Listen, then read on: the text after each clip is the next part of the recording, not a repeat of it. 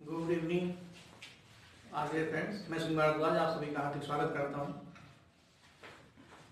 Geography पर हम लोग एक सीरीज शुरू करने जा रहे हैं और काफ़ी दिनों से ये प्लान था कि जो बच्चे क्लास में नहीं आ पा रहे हैं उनको भी विषय का लाभ मिले। तो अभी हाल ही में तीसरा पेपर आया है, उसमें आपने देखा होगा कि क्वेश्चनों की जो प्रकृति है वो थोड़ी सी कॉन्सेप्टिव है। अब क्वेश्चन वैसे नहीं आ रहे जैसे हम लोग सोचते हैं और जायज़ बात है कि आपको जड़ों पर पानी डालना पड़ेगा, जिससे विषय की जो बेसिक चीज़ें हैं वो आपको अच्छी तरीके से समझ में आ जाए। उसी आधार पर आप चीज़ों को थोड़ा सा कॉन्सेप्चुअल रूप से समझें, अच्छी किताबों का अध्ययन करें, अच्छे प्रैक्टिस सेट सॉल्व करें और अनुभव का फायदा उठाएं और कड़ी मेहनत करें। तो भारत के भूगोल से शुरुआत करते हैं और ज्योग्राफी में सबसे अच्छी बात है कि भाई इमेज उन चीज़ों को अच्छी तरीके से आसानी से समझ सकते हैं। और इसी सीरीज में हम चाहते हैं कि भारत के फिजिकल स्ट्रक्चर से शुरुआत करते हैं। उसमें माउंटेन की जो सीरीज है, जैसे नॉर्थ में हिमालय, दक्षिण भारत में प्रायद्वीपीय पठार, जब आप उसको पढ़ते हैं तो रिवर सिस्टम भी हमें समझ में आता है। तो इस सीरीज के हम दो पार्ट कर देते हैं। सबसे पहले हिमालय से शुरुआत करें और उसको समझाने के बाद फिर शुरू करेंगे प्रायद्वीपीय भारत, पेनिनसुलर इंडिया। और जब ये दोनों क्लियर हो जाएंगे तो हम शुरू करेंगे भारत का ड्रेनेज सिस्टम या अववाह तंत्र। और इसी उम्मीद के साथ आज का टॉपिक है हिमालय।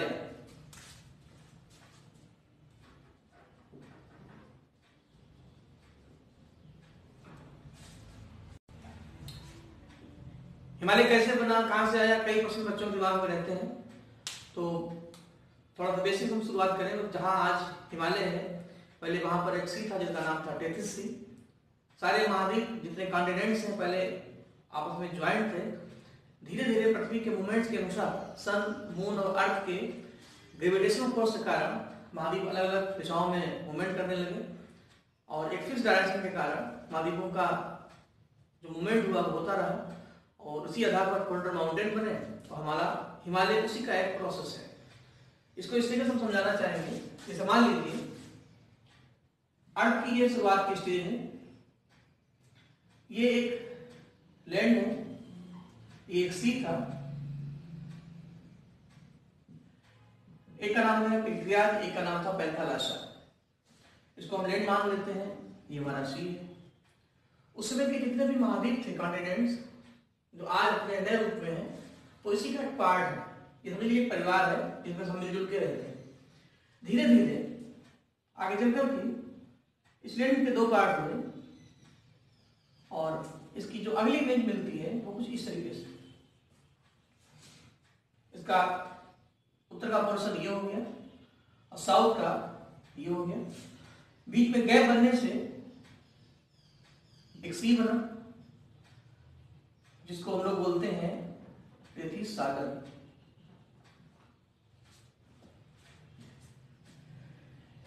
इस लैंड को हम बोलते हैं अंकारा लैंड।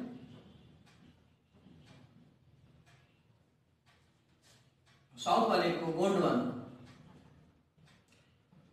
आज के जितने भी कॉन्टिनेंट्स यानी महाद्वीप हैं वो इन्हीं दोनों महाद्वीपों के पार्ट हैं।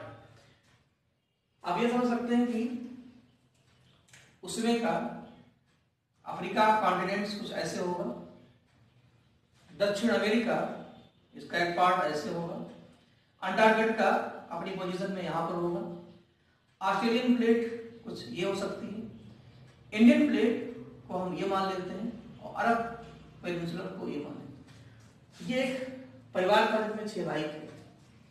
धीरे धीरे अलग अलग डायरेक्शन में इनका मूवमेंट हुआ और इंडियन प्लेट, ऑस्ट्रेलियाई प्लेट, अंटार्कटिक, अफ्रीका, अरब, ये अलग अलग डायरेक्शन में मूवमेंट किए। यही आपके नॉर्थ में भी था। आज का नॉर्थ अमेरिका, यूरोप और एशिया इसी का एक पार्ट है। और अब धीरे धीरे पृथ्वी का विकास क्रम जारी रहा तो माना जाता है कि अगले स्टेप में अर्थ जिस स्टेज में पहुंची उसको समझाने के लिए हम अब वर्तमान में चलते हैं। आज का जो ग्लोब है वो इसी का एक नया रूप है। जैसे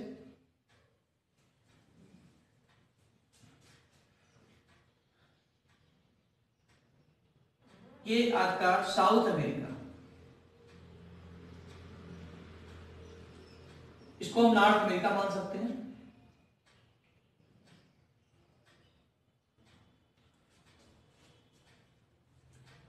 अफ्रीका महाद्वीप की प्लेट कुछ ये हो जाएगी, Arab peninsula, Indian plate, Europe, Greenland, Antarctica, Australia और अंटार्कटिका। अंगारा और गोंडवाना लैंड जो महाद्वीप है, उनका जो वर्तमान स्वरूप है कुछ इस तरीके से होना चाहिए। यहां से पतली सी लाइन हम खींच दें, ऐसे कवर कर दें यूं, तो ये गोंडवाना परिवार है, ये अंगारा लैंड का फैमिली ग्रुप है। हम ये मान सकते हैं कि साउथ अमेरिका वेस्ट में जा रहा है, ऑस्ट्रेलिया साउथ ईस्ट में, इंडिया ईस्ट से नॉर्थ ईस्ट में, अरब पेनिनसुला बीसी डायरेक्शन में, अफ्रीका भी ईस्ट की तरफ चल रहा है।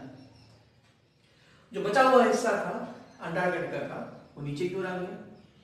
इस तरीके से अंगारा लैंड में नॉर्थ अमेरिका यहां से डिवाइड हुआ, और जो बचा हुआ हिस्सा था ग्रीनलैंड का, वो नॉर्थ की तरफ चला गया, और इस तरीके से महाद्वीप बने। एक फिक्स डायरेक्शन में जाने के कारण बीच में पैंथालासा ओशन थोड़ा खुल गया, ये बन गया अटलांटिक ओशन। ऑस्ट्रेलियाई प्लेट के ईस्ट में जाने से यहां पर बना इंडियन ओशन। इंडियन प्लेट के एशिया में टकराने से बना अरब सागर, और इस तरीके से भूमध्य सागर, लाल सागर। तो वर्तमान का जो अर्थ है, जो ग्लोबल महाद्वीप है, ये टर्सरी पीरियड में या तृतीय काल में इस रूप में है, और हिमालय इसी दौर में बना। अब यहां से आते हिमालय की क्या कहानी है। इंडियन प्लेट जब अफ्रीका के साथ ज्वाइंट रही होगी, तो यहां से हिमालय बनने की यात्रा में भारत में कई माउंटेन परिवर्तन हुए। जब आप प्राचीन भारत अगली सीरीज में पढ़ेंगे, तो अरावली से लेकर के बाकी पर्वत किस स्टेप में बने। माना जाता है कि जो माउंटेन जिस डायरेक्शन में जा रहा है, रॉक्स का दबाव उसी डायरेक्शन में बनता है। इस आधार पर भारत में और विश्व में कई फोल्डर माउंटेन बनते हैं। जैसे देखिए, नॉर्थ अमेरिका साउथ अमेरिका के वेस्ट में मूवमेंट करने से एंडीज श्रृंखला बनी, वेस्टर्न कॉर्डेरा रॉकी पर्वत जैसे पर्वत बने, अफ्रीका में एटलस पर्वत का विस्तार हुआ, ऑस्ट्रेलिया में ग्रेट ऑस्ट्रेलियन रेंज पर्वत बने, यूरोप में आल्पस काकसस जैसे पर्वत बने, और भारत में हिमालय जैसी श्रृंखलाएं बनी। यानी हिमालय उसी परिवार का हिस्सा है। हिमालय, रॉकी, एंडीज, ये सारे माउंटेन कह सकते हैं एक ही परिवार में है, सब भाई भाई हैं। ये सब एक ही दौर में बने, और इस आधार पर हिमालय पर्वत की उत्पत्ति और विकास हुआ। इसको थोड़ा हम और शार्ट तरीके से समझाने का प्रयास करें तो उस तरीके से समझिए। मान लीजिए ये उस समय का एशिया या लाल एशिया या अंगारा लैंड है, और इंडियन प्लेट अफ्रीका से अलग हो रही है। चलिए हमने कर दिया ऐसे, ये प्लेट आपकी कुछ उस समय के अनुसार या आज के अनुसार अगर हम ऐसे मान लें, तो धीरे धीरे ये ईस्ट की तरफ चल रही है। बीच में एक सी है जिसका नाम है टिल्किस सागर। समुद्र के अंदर की रॉक्स हैं, समुद्र का अपना इकोसिस्टम है। जब ये प्लेट्स जैसे से नॉर्थ की तरफ एंट्री करेगी, रॉक्स का भी दबाव है, और नतीजा ये हुआ कि जैसे जैसे प्लेट आगे बढ़ती गई, चट्टानों का दबाव नॉर्थ की तरफ रहा, और एक समय वो आया जब ये प्लेट फाइनली एशिया से टच हुई, और इस तरीके से भारत में इंडियन प्लेट का ज्वाइंट हुआ, और यूरोप से लेकर के एशिया, अराकान न्योमा पहाड़ियों तक ये पूरा हिस्सा टेरिस सागर का एक कलेक्शन है, चट्टानों का एक ग्रुप है। और इसी को हम कश्मीर से लेकर के अरुणाचल प्रदेश तक भारत का हिमालय कह सकते हैं। हिमालय की ओरिजिन उत्पत्ति टेरिस सागर के मलबे से हुई, अवसादों से हुई। जहां पर सी था वहां समुद्र है, और दोनों के ज्वाइंट से जो रॉक्स थी, ऐसे ज्वाइंट से हिमालय इस तरीके से फोल्डर माउंटेन में परिवर्तित हुआ, यानी बदल गया। इस तरीके से हिमालय एक फोल्डर पर्वत है, एक बलित पर्वत है जिसमें कई बलन या मोड़ है। तो ये हो गई हिमालय के बनने की कहानी। लेक्चर की समरी ये है कि अंकारा लैंड, गोंडवाना लैंड से आज के सारे महाद्वीप बने। क्वेश्चन अगर आ जाए कि कौन सा महाद्वीप अंकारा लैंड में है, तो अंकारा लैंड में आज का उत्तरी अमेरिका, ग्रीनलैंड, यूरोप, एशिया जैसे महाद्वीप आते हैं। जबकि गोंडवाना परिवार में साउथ अमेरिका, अफ्रीका, अरब प्रायद्वीप, इंडियन प्लेट, ऑस्ट्रेलिया और अंटार्कटिका का ग्रुप आता है। अब सीधे आते हैं अपने हिमालय पर।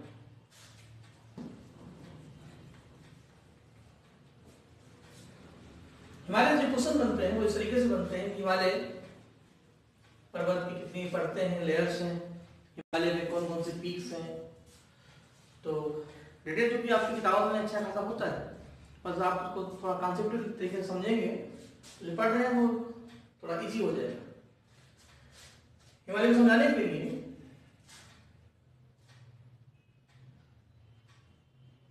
ये आपका कश्मीर,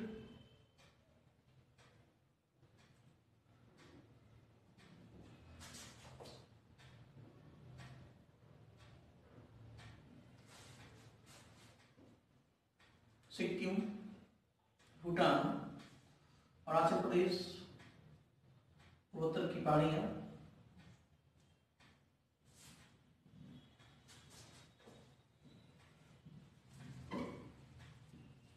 हिमालय की आउटलाइन हम बनाए तो कुछ इस तरीके से हम उसको शेयर कर सकते हैं।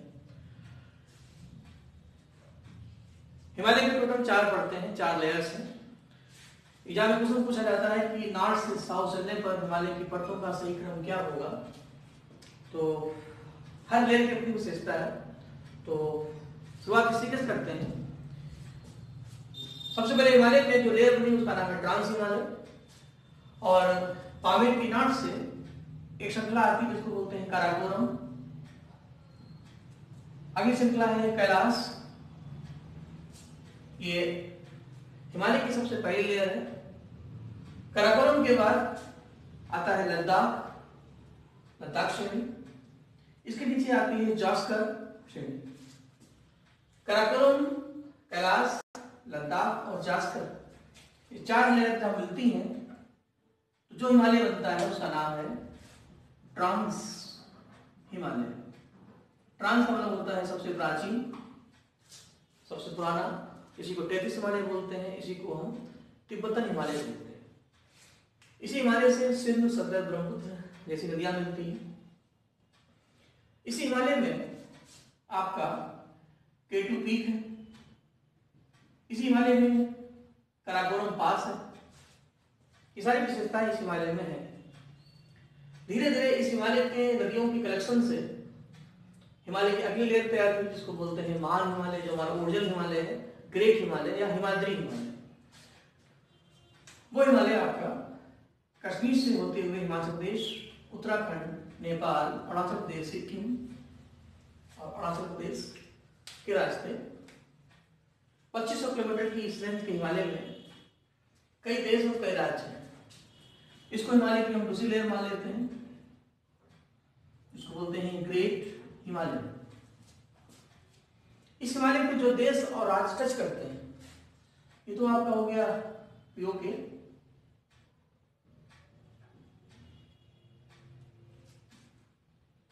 ये अक्साई चीन, तो जम्मू कश्मीर, हिमाचल प्रदेश, उत्तराखंड, ये नेपाल,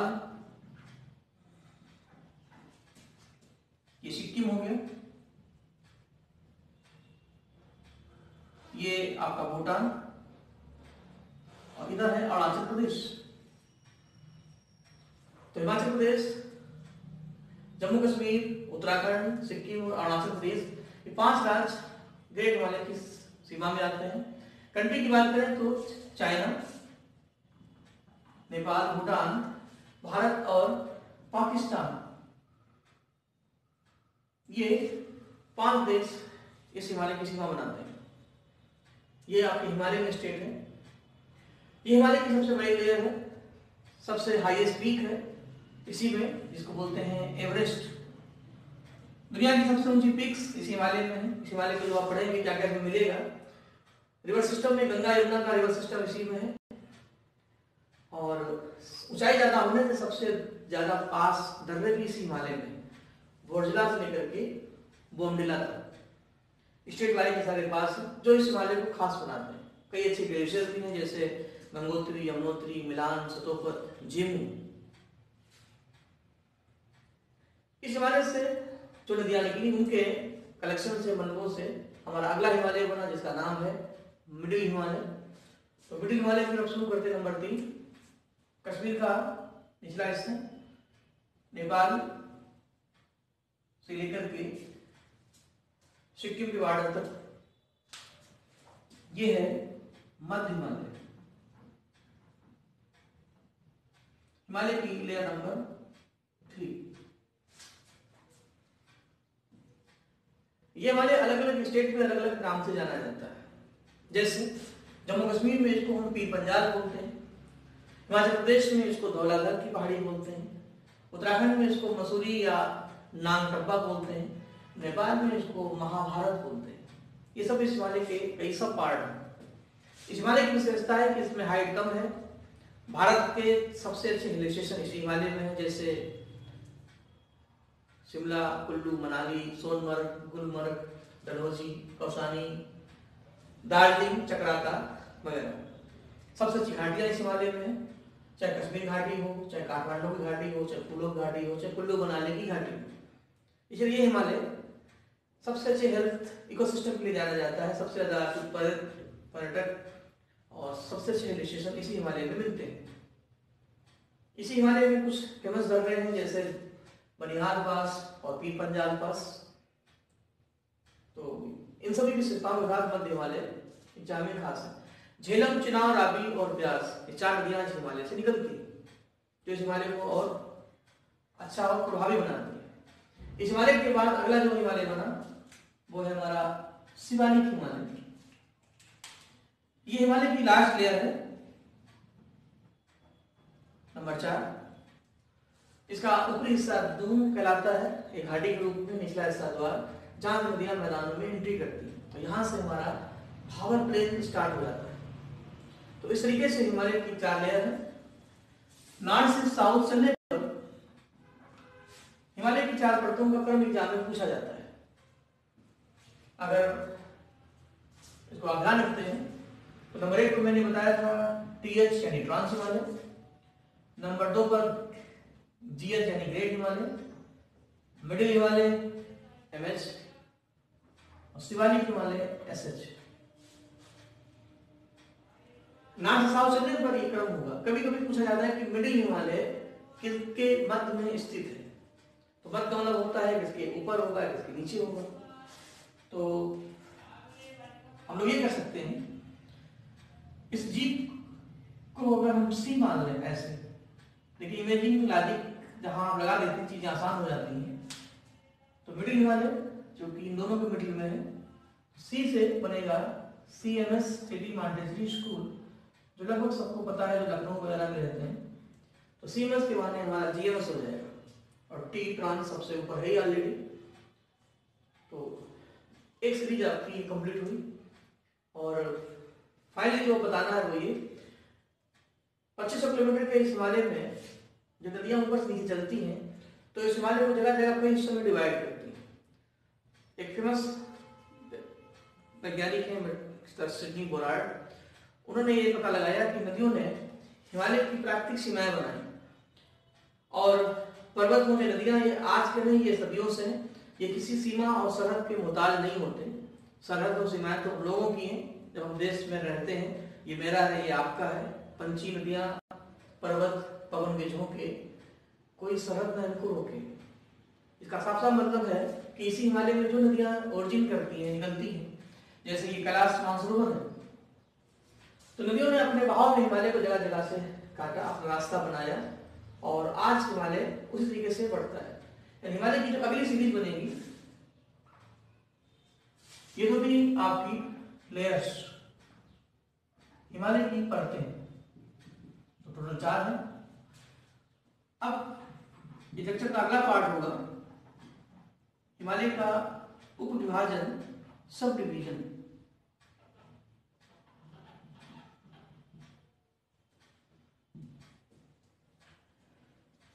नदियों के अकॉर्डिंग, नदियों के आधार पर, तो टोटल हिमालय के 4 डिवीजन को पहले फिगर के अनुसार समझे, फिर इसको हम नोट्स में कन्वर्ट करते हैं। इसको इस तरीके से हम समझा सकते हैं कि मान लीजिए कि ये आपका हिमालय नॉर्थ ईस्ट से नॉर्थ वेस्ट, और नदियों ने इसको अपने तरीके से सेट किया। जैसे ये है इंडस नदी जो हिमालय की वेस्टर्न बाउंड्री, सिंध। दियांग या ब्रह्मपुत्र इसकी ईस्टर्न बाउंड्री हो जाएगी इस तरीके से, ब्रह्मपुत्र। ये है मानसरोवर लेक, ये 2 नदियां हिमालय की ईस्टर्न वेस्टर्न रेंज बनाती है, यहां से यहां तक ये हमारा हिमालय। सतलज नदी भी इसी हिमालय से, इसी झील से निकलती है, और सतलज को हम ऐसे मान लेते हैं, ये हो गई सतलज। ये नेपाल हो गया, तो नेपाल से निकलती काली नदी जो भारत में एंट्री करती है, बाद में इसी को घाघरा, शारदा बोलते हैं, जो घाघरा में मिल जाती है, ये आपकी हो गई काली। इसी तरीके से भूटान जो आपका यहाँ पर है, यहाँ से निकलती है तीस्ता नदी जो सिक्किम बंगाल होती हुई बांग्लादेश में ब्रह्मपुत्र से मिलती है, ये तीस्ता नदी। तो कुल मिलाकर के हिमालय में 5 नदियां हैं जो इस हिमालय को 4 जोन में डिवाइड करती हैं। अब इसी इमेज को हम यहां शिफ्ट करते हैं, तो इस आधार पर आपकी इंडस नदी ये हो गई, लद्दाख जास्कर से होती हुई आपकी जाती है पाकिस्तान, ये हो गई आई फॉर इंडस। सतलज नदी हिमाचल प्रदेश से भारत में एंट्री करती है, तो यहां से शिप्ला पास बनाती हुई इस चुनाव में मिलती है और पाकिस्तान में मर्ज, ये सतलज। काली नदी नेपाल उत्तराखंड का बॉर्डर बनाती है, तो इसको हम काली मान लेते हैं, ये हो गई। नेपाल के वेस्ट में काली है, तो ईस्ट में तीस्ता है, ये भूटान है। जेरेपला पास से तीस्ता नदी एंट्री करती है सिक्किम में, बंगाल में, और ब्रह्मपुत्र में यानी पद्मा में मिलती है, जमुना में, बांग्लादेश में, ये तीस्ता है। और रही बात यहाँ की ब्रह्मपुत्र की, शांकु के नाम से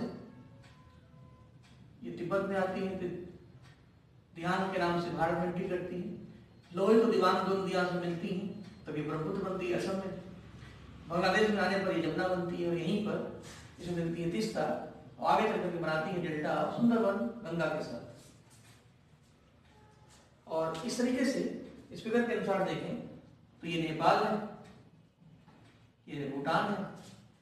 तो नोट बनाते समय, पढ़ते समय ध्यान रखना है कि हम कुछ भी बोल सकते हैं, इमेज को, कांसेप्ट को नहीं बोल सकते। अब उसमें क्वेश्चन कैसे बनेंगे? नेपाल हिमालय किन 2 नदियों के बीच में स्थित है? तो नेपाल हिमालय काली और तीस्ता के बीच में स्थित है, located between Kali and Teesta.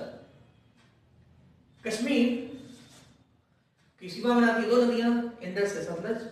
तो इस आधार पर हिमालय के जो 4 डिवीजन बनते हैं, उसमें नंबर 1 पर जो बनेगा, यानी ये, इसको बोलते हैं पंजाब हिमालय, पी से पंजाब, या कश्मीर हिमालय, कश्मीर हिमालय, क्योंकि ये 2 नदियां कश्मीर और पंजाब को सेट करती हैं। उत्तराखंड कुमायूं हिमालय, सतलज और काली के बीच है, इसको हम कुमायूं हिमालय बोलते हैं। हमारा उत्तराखंड इन 2 नदियों के बीच में स्थित है। नेपाल इंटरेस्टिंग है, काली और तीस्ता नेपाल की बाउंड्री बनाते हैं, तो इस तरीके से हो जाएगा नेपाल हिमालय। और असम जो यहाँ एक बड़ा स्टेट है, तीस्ता और ब्रह्मपुत्र के बीच में असम हमारा है, तो ये हो जाएगा असम का हिमालय। तो इस तरीके से वेस्ट से ईस्ट चलने पर, पश्चिम से पूर्व चलने पर हिमालय का सही क्रम होगा, तो वो क्रम होना चाहिए पंजाब, कुमायूं, नेपाल, असम। इसी तरह क्वेश्चन आजकल बनते हैं, तो ये हो जाएगा पखना या पीके ना।